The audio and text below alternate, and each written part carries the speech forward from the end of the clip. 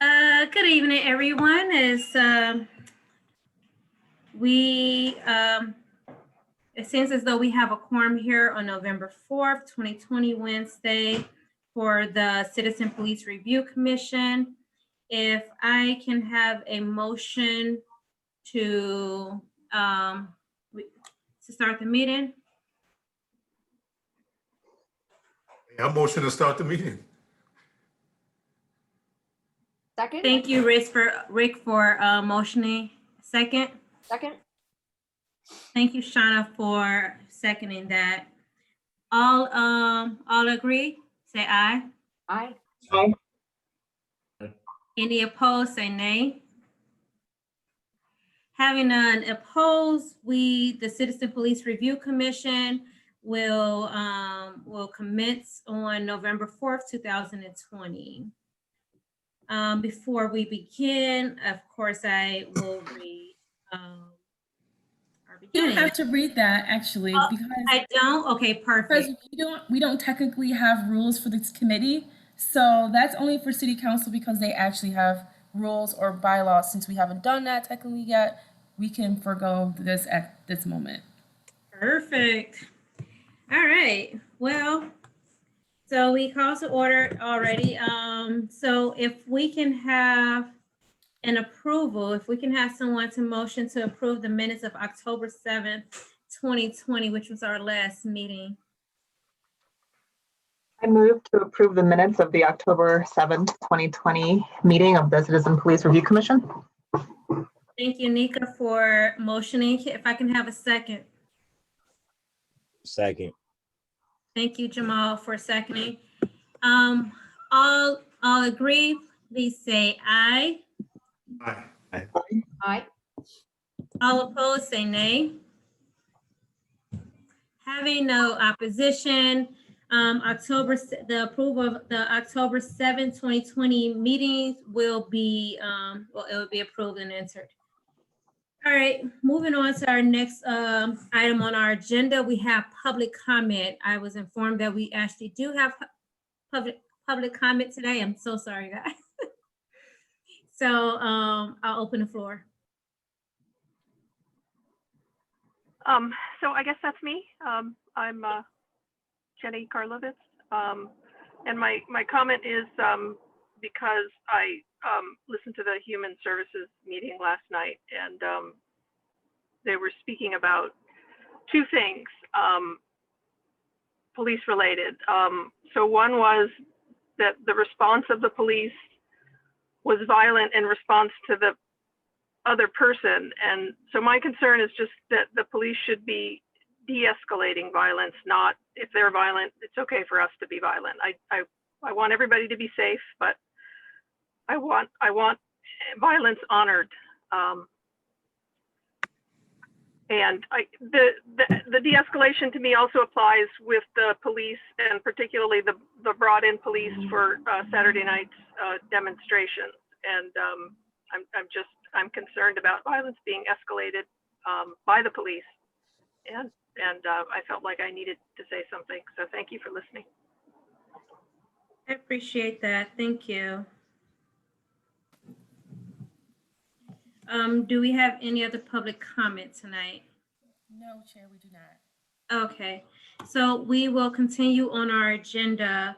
That's down to 4, and we're going to talk about new business. So we have 3 complaints that we've reviewed this past month that we will open up for discussion tonight.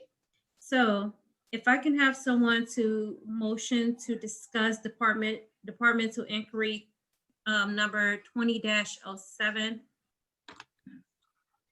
I move that we discuss DI number 20-07. Thank you, Shauna. If I can have a second. Second that motion. I'm sorry. Second that motion. All right, thank you, Nika. I see Rick also trying to talk. But before we start, I just have a question, Sure. just from a process standpoint. All right, so now we get these complaints. Now this complaint here is from April 15th, right? I have March 17th. Is that right, Aaron? I'm sorry, March 17th. It was initiated April 15th. Right, yes. Yeah. So, all right, so we're getting these complaints. And are we playing catch up with the complaints? We are, because the commission was not formed. It should have been formed January 1st. However, for whatever reason, it was not. So a lot of these complaints were backlogged. They were completed, the investigations were done, everything was handled on our end, but they didn't go to HSC. Some of the complaints were going to HSC when HSC was actually meeting, but due to COVID and everything going on, HSC wasn't meeting very often. So there was only I think prior to you guys being formed, maybe 2 or 3 HSC meetings for the entire year. So these complaints were not getting seen by HSC. And then at a certain point, we decided to hold them for you guys once you were trained so you could review them. So that way they went through the process since they're 2020 cases. So the recommendations from the deputy commissioner or whoever Right. finalized this, are those already done? No. So once they come through there, it goes to you all, and then you guys will provide your recommendations. And then once we get the recommendations, so like the cases from last time we did a report on, I have not presented those cases back to the chief for his final determination because we just have that approved. So once that report's approved, I will bring that to the chief so he can review that in unison with the complaints. So it goes from the deputy chief to you guys, then to the chief, then to HSC. All right. So So- right now, these are just in essence on hold until Correct. you review. Okay. So it also extends the process with the fact that it's got to, you all have to produce a report, which we're about a month behind. So once the ball even gets rolling, it's still going to take a long time, even if it's right away, just the way it's set up. Ultimately, though, I think it's good that you all review it before the chief does because you have your input prior to final discipline. Just like that, and I wanted to mention that CR 2001 from last time has already been given to the deputy chief of patrol, and she has disseminated it to a different set of supervisors to review, and she was told the concerns of the group from last meeting. So it's out of my hands. I mean, ultimately, I'm just the passer of information. So, but at least different people are going to review it, different supervisors, and then we'll come back with it. And then real quick, too, I just wanted to introduce Commander Ryan Glue. He's the new commander for Office of Professional Standards. All right, good. Welcome, Commander Glue. Hi, thank you very much. Appreciate being here. I'm probably not going to say much unless asked a question because I'm new to the process. But I have been talking to Aaron, and he's brought me up to speed with where you guys are at, what your needs are going in the future. And over the course of the next couple of months into 2021, we'll be looking to make this efficient and as smooth as possible and get caught up with the backlog. So just know that whatever bumps we have in the road right now and inefficiencies, Aaron and I have already talked about it. We'll be looking to evolve the process and make the most of everybody's time and make transparency and oversight as effective as possible. But with that, unless I'm asked a question, I will get out of the way and observe. All right, great. Thank you. Welcome. I just wanted to add one thing. Kimberly had asked that we do a list of cases that are pending. So that has been added for you all to our Google Drive. So you can go in there and see what cases are pending and kind of where they're at in the scheduling of when you guys will review them and then when they'll go to HSC, just so you can kind of see where our mindset's at. And if it's too much work or not enough work, those numbers or those dates are not set in stone, just to give you that. So to Rick's point, I did have a question, but I think I will ask it after we are done with the review of the complaints that's before us right tonight. Sure. One last thing to add. I know that we are going to make a determination of how many cases is the next set of cases for the next month, which will include, I believe, the previous review of the previous case we saw last month. So we, in addition to, because since we're talking about process, I think we should just get it out the way. In addition to that, the report that we create for you all to review that goes along with the case files that you see is done by one staff member, and they're also doing the redaction of the video. So what we, Aaron and I were discussing with that individual is like, how much time do they need to be able to prepare for this meeting so that you all have everything you need? And the question around the body cam footage was come to question, like, do we need to redact every one, considering that only 2 of them so far you all have decided to review? And so we were looking at a reasonable time frame for you all to have a chance to do a first look at the cases, to then identify to us which cases we should start preparing for, so that at the next meeting or before then, we'll have them ready to go. Because to try to redact all the cases, because if our caseload does increase, that would mean that will require all body cams to, the videos to all be reviewed and redacted so that they'll be prepared for your meeting. So we're thinking about 7 days after the cases are sent to you all for review, to send an email just saying, have you had a chance to review, and were there any cases that you would like for us to begin the process of redaction, since it does take quite a few days for her to do that job, in addition to the other work that she's doing to prepare for this meeting for you all. So again, that's just something for you to think about, and at the end of the meeting, you can give us your direction.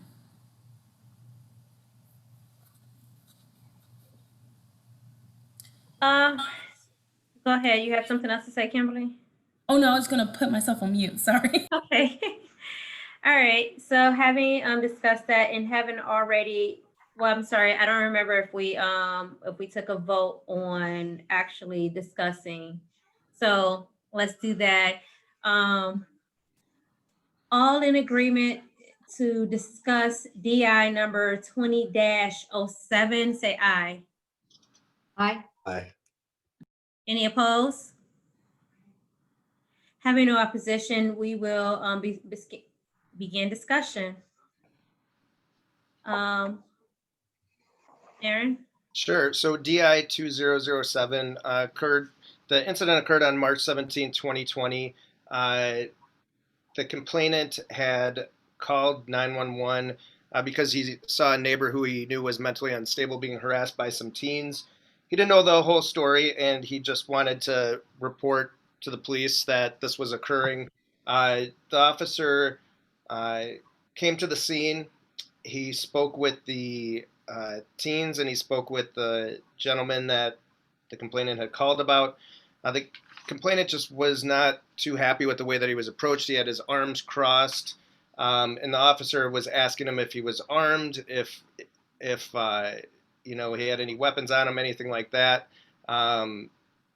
The complainant did invite him to pat him down, which the accused officer did not do. The accused officer did interview the complainant regarding what he witnessed. And essentially, obviously, reading this, he did not have the full story, and he didn't claim to. His take, though, was that just the way he was approached, he was not pleased. So it was Rule 1, 2, 18, which is the disrespectful behavior, and then Rule 20, which is the failure to provide prompt, correct, or courteous service. And then also listed was a lexipol policy for report preparation, because it did not contain, his report did not contain the complainant side of the story, which was part of the incident that occurred. This went through the patrol sergeant, who found rules 2, 18, and 20 were unfounded, did violate Rule 1, and the report preparation lexipol policy, and thought that there should be shift level counseling for the accused officer.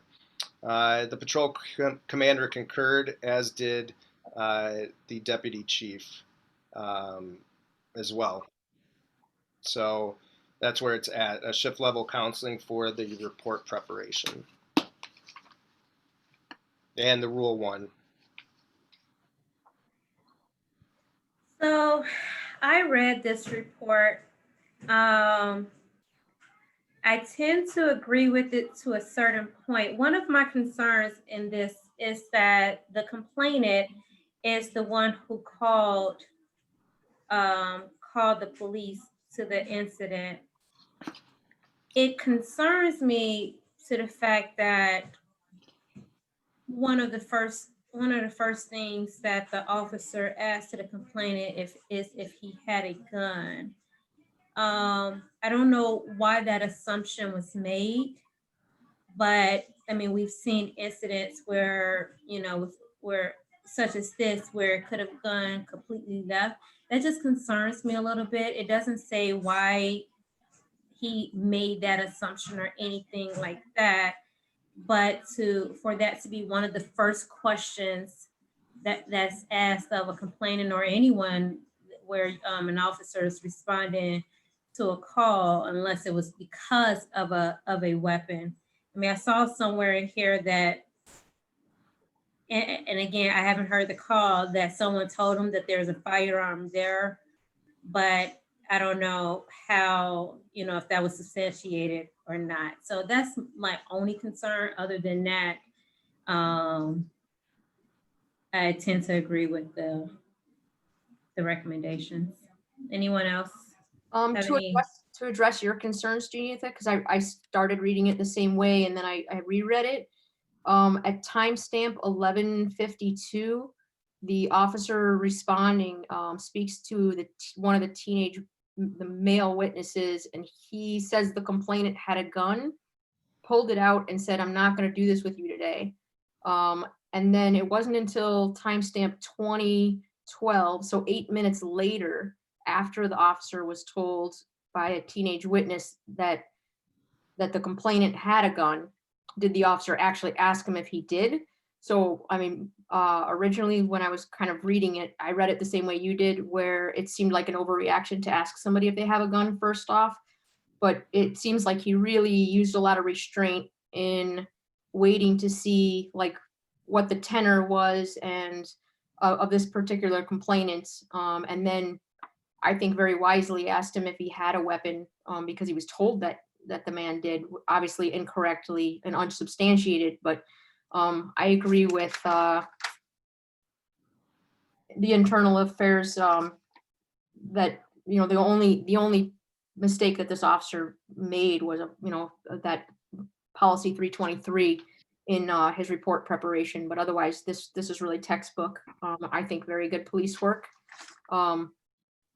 Just because there was information that there was a gun on the scene. So for officer safety and safety of the teens involved and safety of the gentleman who was involuntarily committed, it seemed like it made sense to me that he was asked if he had a gun, and the officer actually declined the search when offered. So.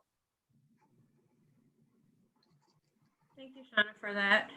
Does anyone else have any discussion on this particular complaint? I don't.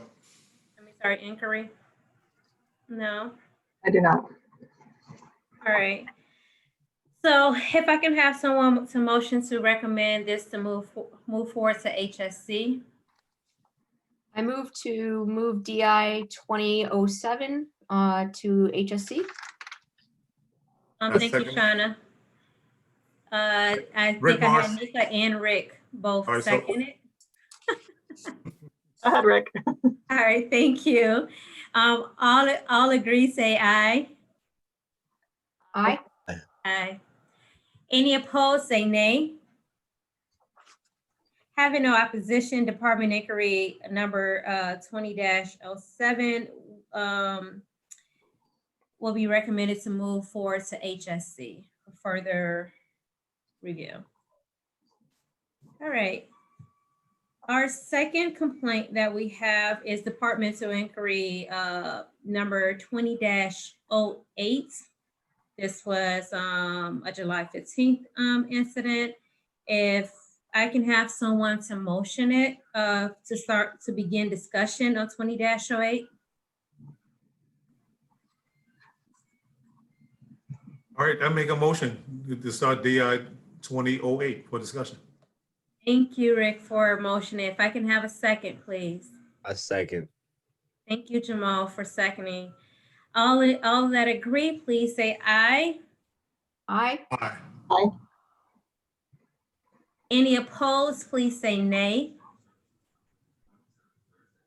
Having no opposition, we will begin our discussion on DI number 20-08.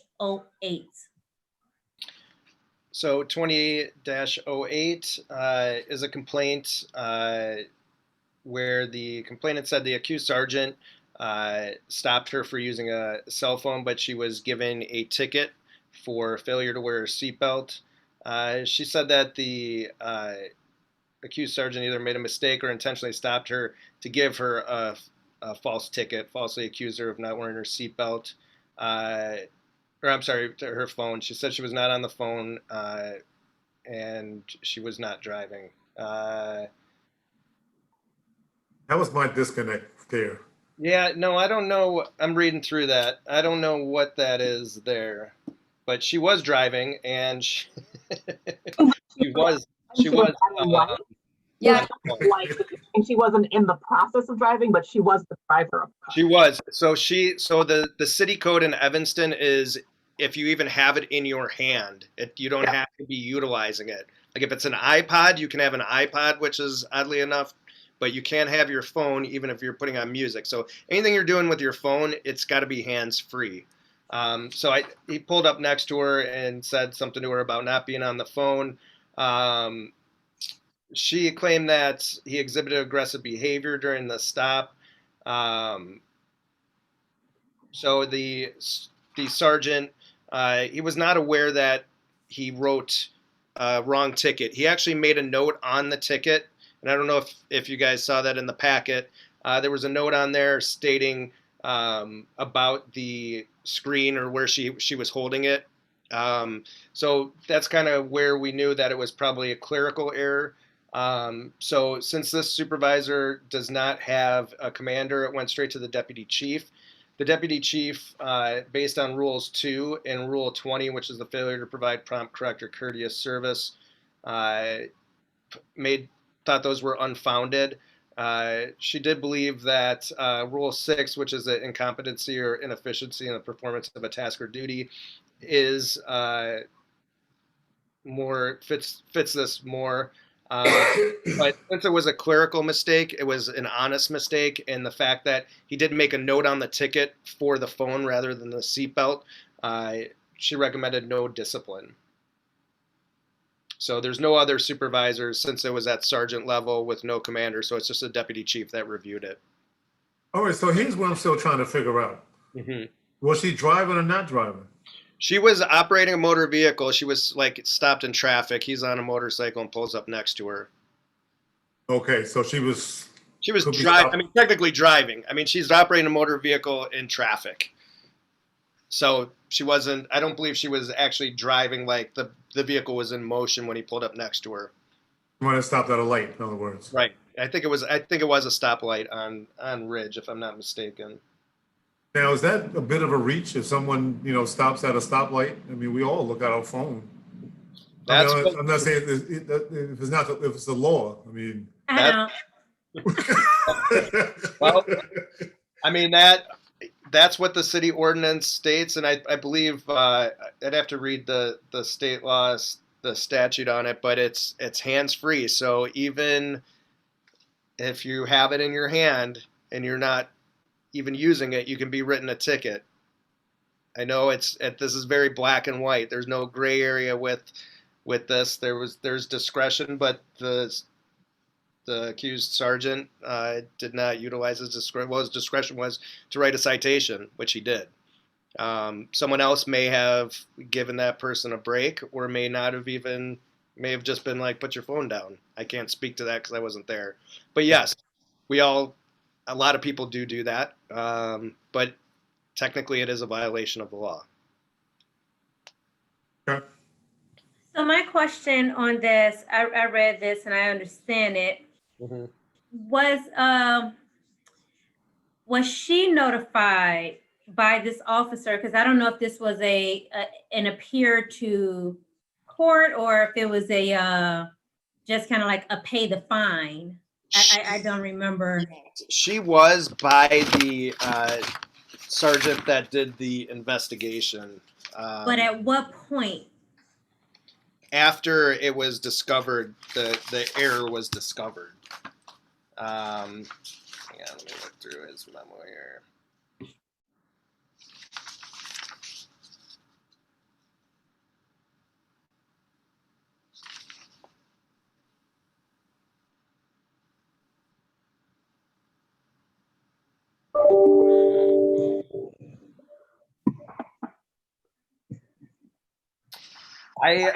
I believe because I was present during the phone call and I don't see it documented in here, but I am pretty sure because of this, the right hand looking down, I was on the passenger side on motor. I do recall him, but it wasn't documented in here. But I do recall him having a conversation with her about the ticket being written as an error, and that would have been in court too. He would have to amend that in court. So that would have been my only concern with the even if it was a clerical error, it could, like, I don't know, unless she would have notified of that, something internal would not have mattered, because if she would have paid on it, I know those are two different fines, Right. two different violations. And so, a person needs to be well informed of what they're being accused of. Of course. Right. And I do believe she had spoken with the chief on this one as well. This is going back to July, so you have to pardon my memory on this. I'm pretty sure she did speak with the chief of police about the allegation initially when she came in to drop off the paperwork. And I'm not 100% sure what he did with, like, what happened at court. We don't follow up with what happens at court on this. So I don't know if this was something that she paid or something that she fought. All right, that was my only thing. I mean, like, I get it was a honest mistake and a clerical error, but like, just kind of like rechecking your paperwork before you drive off from a person could save a lot of time and frustration. Of course. Other than that, I don't find that. I think that the report as it is and the investigation, I agree with it. Does anyone else have any discussion on DI 20-08? I actually nerded out and looked up the city ordinance and the state law because I regularly mess with my phone at stoplights. And I also have a teenage driver who Doug trained in my house. So this is in accordance with the law and the city ordinance, and I will never touch my phone again in the car. Maybe not when there's a motorcycle anywhere near me. But I agree with this was just a clerical error, but sadly in accordance with the law, and will change my personal habits. So thank you for bringing this one to us, Aaron, so I can be in accordance with the law. You're welcome. And I am personally glad somebody learned something in one of my classes. So thank you. No, Doug, she actually, she said she does it all the time, but she's going to stop doing it. I'm gonna stop doing it too. At least I'm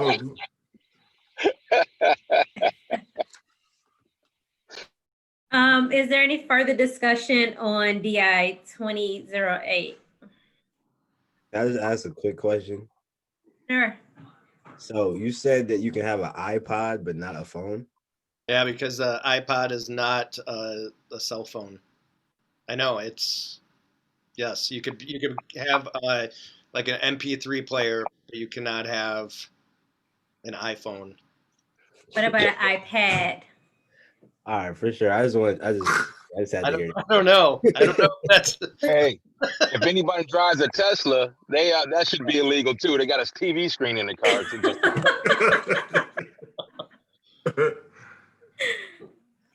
All right. State law- Well, I mean, if anybody's got one of these things on too, you can have a watch, but not if it's hooked up to cellular. Only if it's your hands are free technically. it's free, but you can't be like doing this on your Apple Watch if it's cellular. But if it's Wi-Fi enabled only under state law, it looks like it's okay.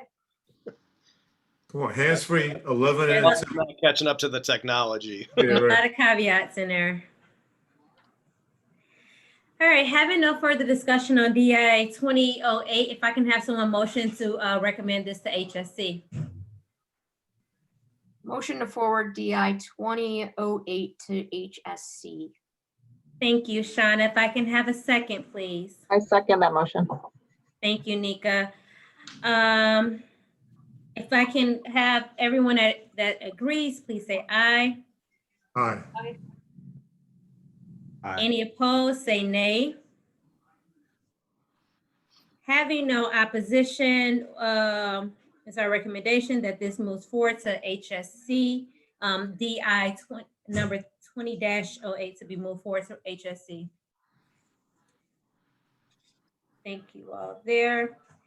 Okay, we have our next report that we reviewed, and that is DI Departmental Inquiry number 20-09. If I can have a motion to begin discussion. I move to begin discussion on DI 20-09. Thank you, Nika. If I can have a second. I second. Rick. Thank you, Rick. All in agreement, say aye. Aye. Aye. Any opposed, say nay. Having no opposition, we will begin our discussion on departmental inquiry number 20-09. So this complaint, the incident occurred on July 12th of this year. The accused officer observed a vehicle speeding or going at a high rate of speed on Dodge. He initiated a traffic stop, approached the vehicle, introduced himself, explained the reason for the stop, which was 39 miles an hour in a 25 that he had clocked on his in-car radar. The complainant asked for a supervisor, which the accused officer complied with and called for a supervisor. The supervisor arrived on scene. The complainant was upset over the tint, felt that the tint ticket was not acceptable. It was part of her job as a private investigator. She was written the tickets, and the sergeant did state that the tint appeared to be illegal, and just because she is a private investigator does not give her the right to have the windshield tinted to the degree that it was tinted in all the other windows as well. So the traffic sergeant, so I'm sorry, it was Rule 2 was the rule that the investigator deemed fit, and the traffic sergeant exonerated the officer. The deputy chief concurred with that and exonerated the officer as well. And there is no commander in traffic, so that's why there's only the 2 supervisors on this.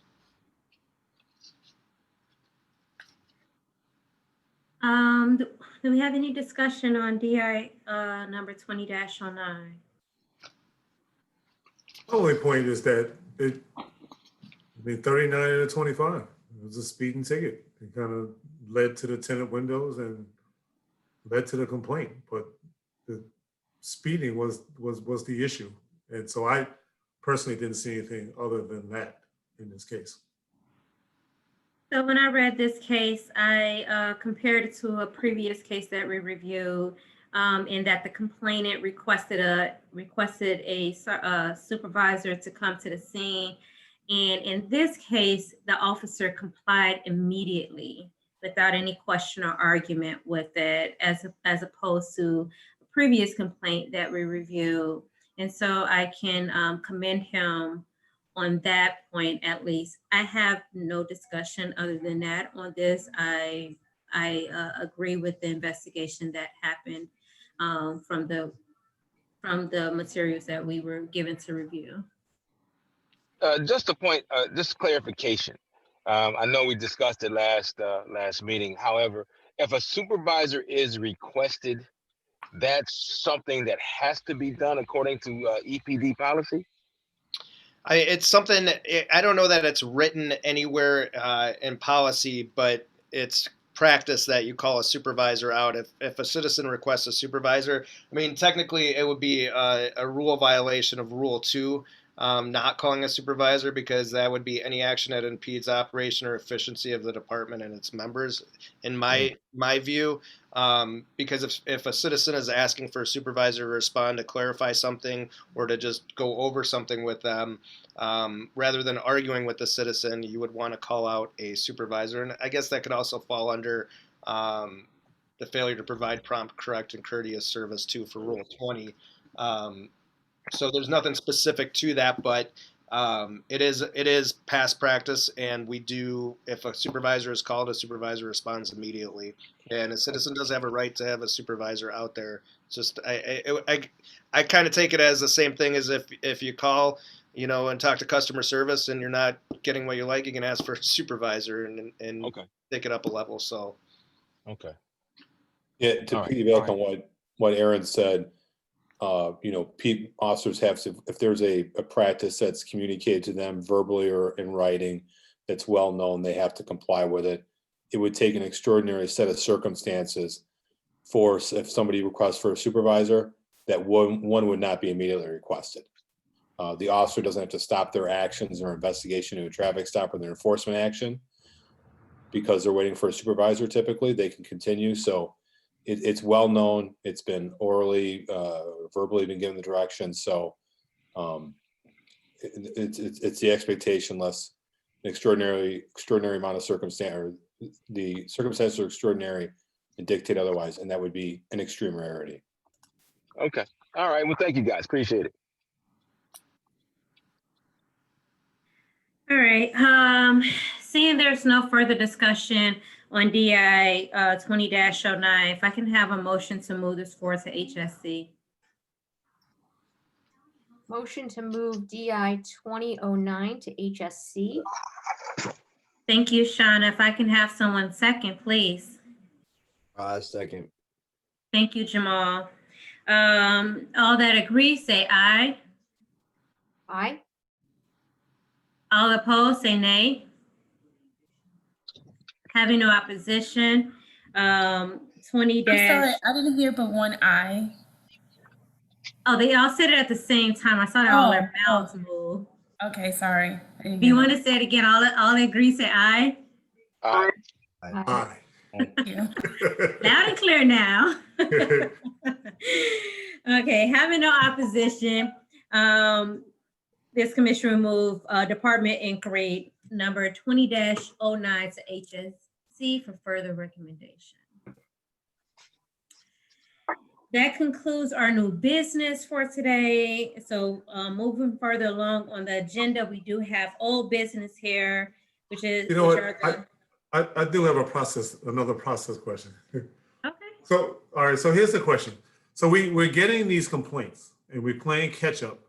Are these all the complaints, or are you all picking certain complaints out to bring in front of us?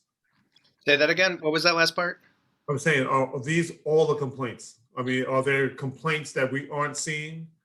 No, so yes, there are complaints. You're seeing all citizen complaints. So you're seeing all of the complaint registers, which are the citizen complaints that have the sworn affidavit. Typically are the cases that are like the one with the transcripts that are a little more egregious, I guess you could say. And then all the departmental inquiries are either start off as a complaint register and someone doesn't follow up, and then since it's a citizen complaint, we just categorize it as that. So any citizen complaint will go through this commission. So you are seeing them. So far, the only one you have not seen from this year was DI 2002, and that was given to HSC directly in April. And that was the last time they had met. So that one was ready to go. They saw I think some 2019 cases, and then that one. So you're seeing every other one. Right now we have 18 total for the year. And we just saw DI 2009, right? So I was hoping for the next meeting to get you 4 cases. And we're getting pretty close. I mean, the next set of cases, we have one that's from July, and then we're into August and September for the complaints for the date that they were initiated. Okay, all right, So we're getting pretty close to being concurrent with what's going on. all right, that's fair. Thank you. Okay, so on our old business, we have the summary reports. Correct. So I will speak to this. As we discussed at our last meeting, as per the ordinance that that governs this committee, a report will be given to Human Services. And so after our conversation last week, what we're presenting to you are the cases that will be going to Human Services in November. That includes, if you see the summary of report and the findings, along with at the end, the commission summary. If there were any comments made that needed to be added to the summary, we added those comments. So the one that we did not move forward was the one that we asked to be re-reviewed. So that summary will include that context of the request. So we will say what the request was asked of for OPS to do in regards to review, and then we will put the summation of whatever comes out of the review once you all re-review it. So that one is not in front of you today because we are not ready to present that to HSC. If you are agreeable to these summary reports, then we will go ahead and move them forward, and they will be the record that will be submitted to HSC as your report. Okay, I just had one question on both of them, actually. The portion that says commission summary, where it states that the members of the commission did not provide any comments, concerns, or recommendations in regards to the thoroughness. I felt that was a little bit inaccurate because we did discuss both of them, and we just didn't, we agreed with the recommendations that were made, that we agreed with the thoroughness of the investigation for both 20-04 and 20-05. And so it just seems the way it's phrased here, it's a little misleading, is that it, at least to me, I don't know if other folks had the same reaction, but it just seemed like it was saying that we didn't really discuss the complaint. How would you like to word it? Because I'm struggling with how to speak for you all, because I am not, I went back and listened to the meeting, so you all discussed the investigation, but as to the thoroughness of, unlike for instance, the previous CR, there was concerns about the review, the review, and there were some process concerns that were raised, so that was noted. In these, you were asking more questions about the incident more so than you were about how the review were handled. So I guess maybe the wording could be different. I just don't know how best to word it. If you can give me some guidance. Yeah, my suggestion would be to say that, the commission discussed the incident and agreed with the thoroughness. I don't know if others have, another other wording that they'd prefer, but just to make it clear that it was discussed and that the recommendations were agreed with by the commission. Okay. I can make agree. those updates. This is a matter of public record almost, correct? I mean, right. And so I don't want it to seem like we're not doing our jobs, and the word and how it is now, it seems like that. So I agree with Nika on that. I don't know if you want, may I like the language that she used, or we can come up with something different and I can get it over to you. No, that's fine. I think I'm just going to replace that one phrase with discuss and agree, and then put the action. That's fine. But I think you should take action with that amendment so that way it can be recorded so I don't have to come back to you. Do you You mean get what I'm saying? vote on that amendment now? Yeah, well, Janitha, go ahead and. Yeah. So we just had a discussion about the summaries, and it was brought up that maybe the language should be changed in the commission summary. There was suggested language that should be put in. So if I can have someone to motion that the amendment is made to the commission summary so that we can move forward on this. Anyone would like to motion? So we have the wording. I mean, we're in agreement on the wording. All right, so it'll be in the review of, for instance, DI 204, the members of the commission did discuss and review the thoroughness of the investigation and summary report.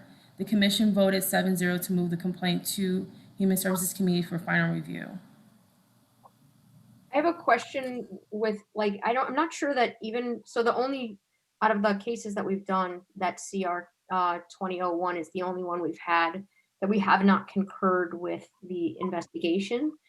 So I'm not sure that we're ever really not in agreement with the thoroughness, because I have found the thoroughness to be like on point. So I think it's more that we just don't concur with the findings.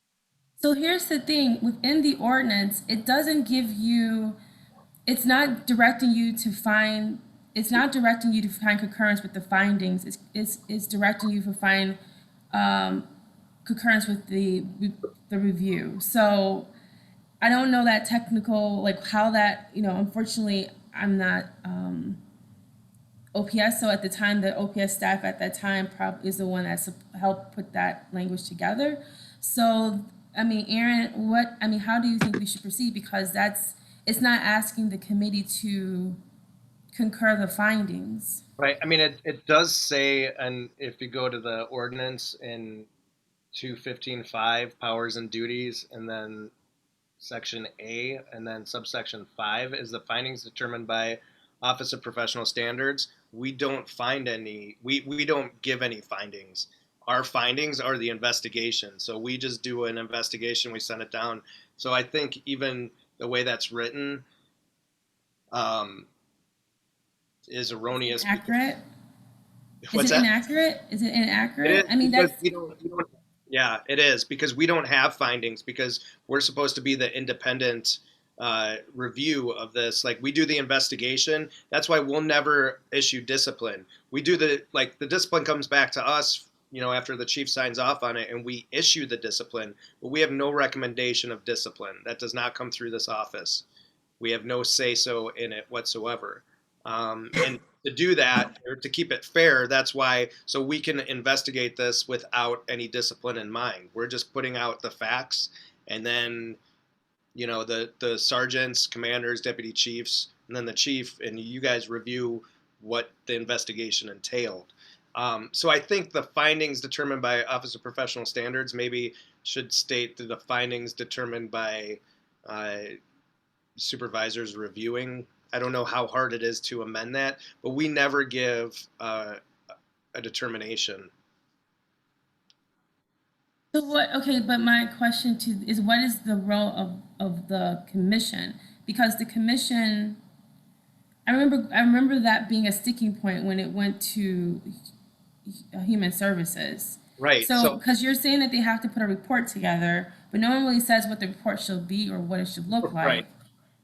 Yeah. So, I mean, it's verbatim. It says the purpose of the commission's review shall be to determine if the completed internal investigation prior to any final decision on discipline made by the chief of police is complete, thorough, objective, and fair based on 1 through 5. so the thoroughness to which it was investigated, the extent to witness interviews, evidence, things of that nature, the manner and tone in which the interviews were conducted, and the way I suppose that would go to how it's recorded and written, and then the process of seeking, collecting, and maintaining the evidence pertaining to the investigation. And then the last one's the findings determined by the Office of Professional Standards. So if you look at that, I mean, the findings are the investigation. So I don't know how that's, I guess that's open for interpretation, because to me, the findings determined by Office of Professional Standards are basically that, you know, the OPS investigation that you guys are seeing. So that memo that you get from the OPS investigator is the findings, because it's the findings of, you know, the investigation. It's not a disciplinary finding, though. Oh, what to do? Is So- it going to say discussed and agreed with the recommendations set forth in the investigation? Say that again, I'm sorry.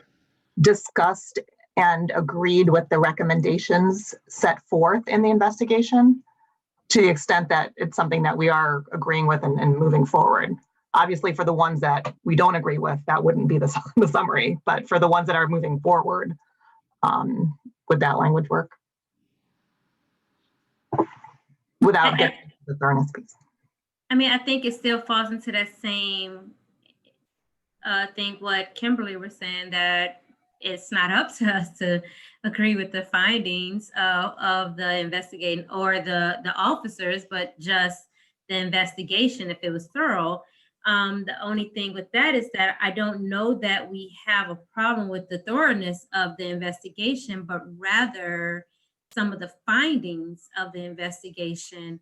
And, you know, now could it be said that the findings is evidence that the investigation wasn't thorough? I mean, if we can go that far, and then so we kind of encompass that language, but. Well, the language does say complete, thorough, objective, and fair, right? So that if we're saying whatever is being recommended by the, I guess the deputy as it goes through the process. So when it comes to us, it's coming from the deputy chief.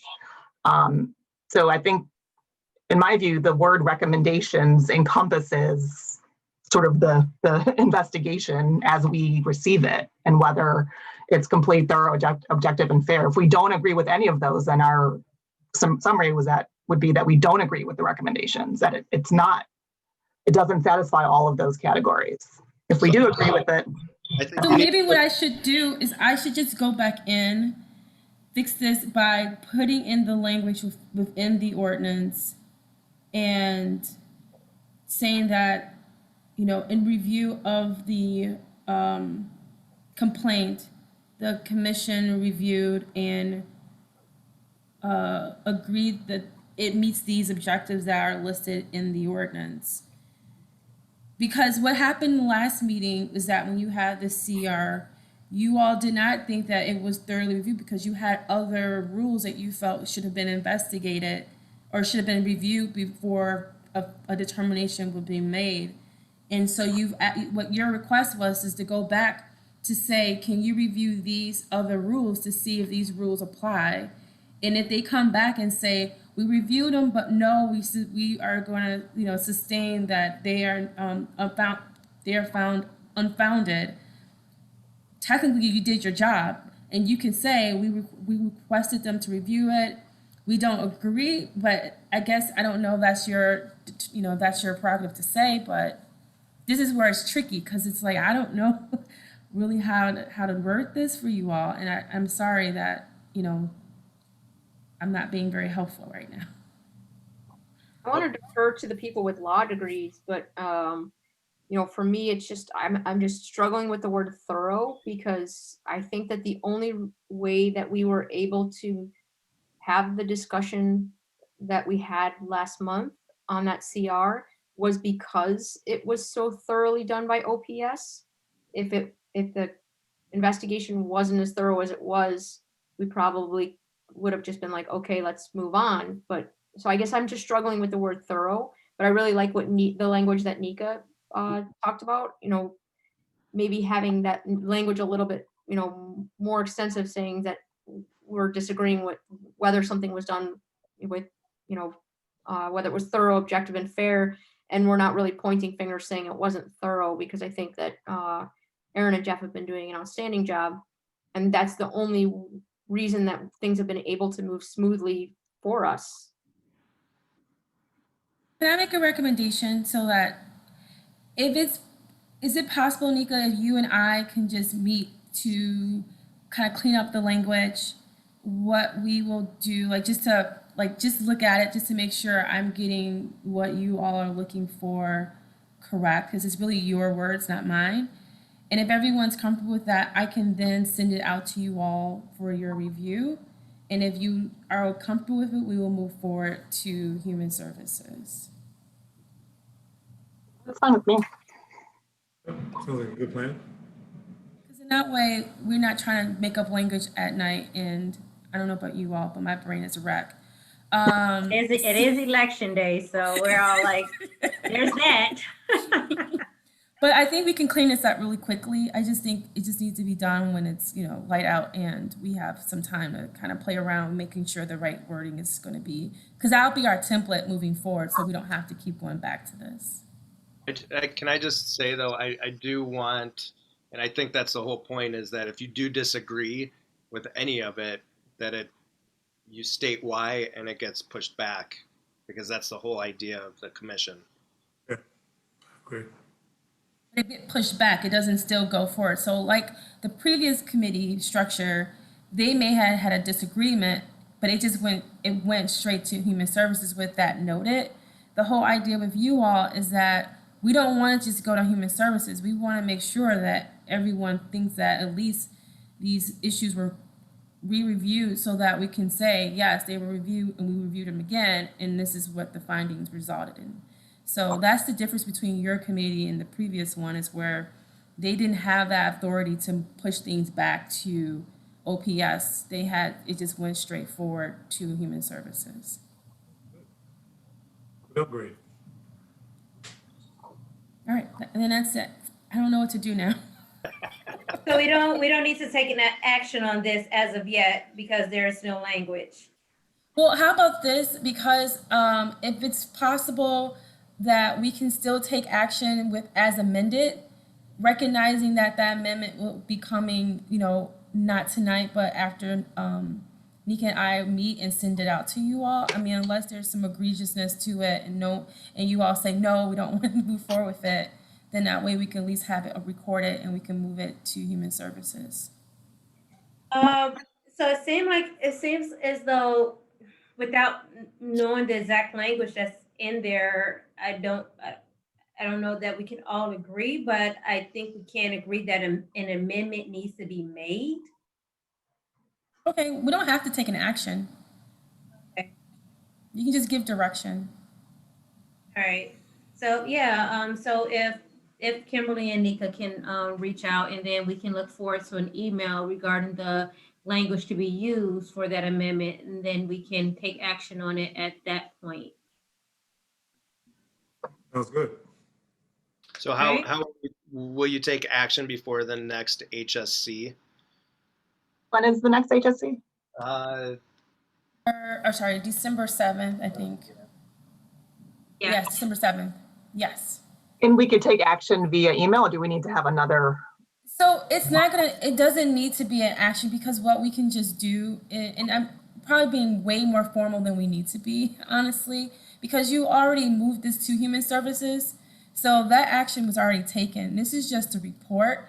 So I guess what we can just do for right now is just, the direction is that everyone is agreed that I will work with Nika, and that I will send an email to you all to get your okay separately. And then we can record that at the next meeting. Okay. Does that make sense, what I just said, Janika? Yeah. Okay, cool. Yeah. I just wanna make Sounds sure. good. All right. Thank you. Do we have any further discussion on old business? Okay. So before we don't have any executive session today. So before we move on to adjournment in this meeting, I did reach out to Kimberly today, and Aaron had brought it up, and Rick also touched upon it, that we are getting approximately 3 complaints per month in order to review and discuss at each particular meeting. Most complaints seem to have been pretty straightforward. It's absent one.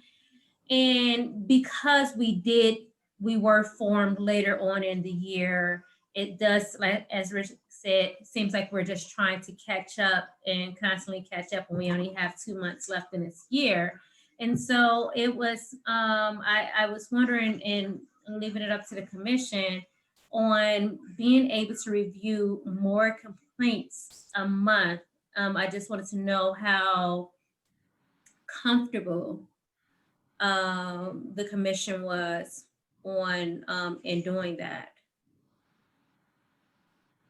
Well, I think it depends. I mean, if we're playing catch up, and Aaron, you pretty much know the type of complaints there are.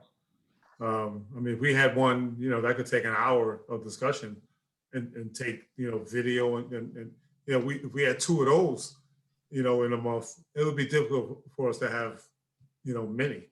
But based on the ones that we have and what we've seen, if there's anything like that, I mean, we can certainly do more. So I've got 5 that are ready to go. They just need to. I don't know how far redacted they are from our admin, but they're all Rule 20, which is failure to provide prompt, correct, or courteous service is the main rule violation.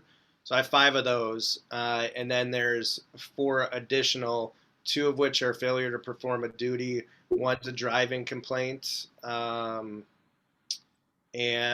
another one is a discrimination or racial profiling complaint. So those 4 are not done. Those will be, at least 2 of those will be probably take you a little more time to go through. The other 5 are pretty straightforward, like this kind of stuff. The issue becomes too as to what our admin can get done. So I will check with her. If she's got all 5 of those done, I can get them to you guys. And if you agree to review them, great. If you can get through 3 of them, great. If you can get through 4 of them, great. I'll see how far she is along. And part of what will help with that is if she has to do the video or not. Because she can redact the paper pretty easily. It's the video that really ties her up. So if you want to see any video, then we got to slow down to catch up with that. I think How ambitious do we want to be?